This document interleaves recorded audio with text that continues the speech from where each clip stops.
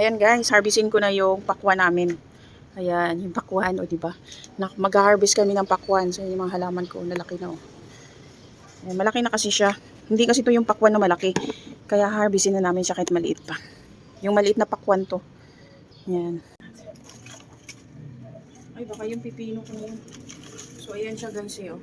Maliit lang siya. Hindi pa kaya kulang to? Parang sobrang liit naman. So, first na bunga to, tanggalin na natin.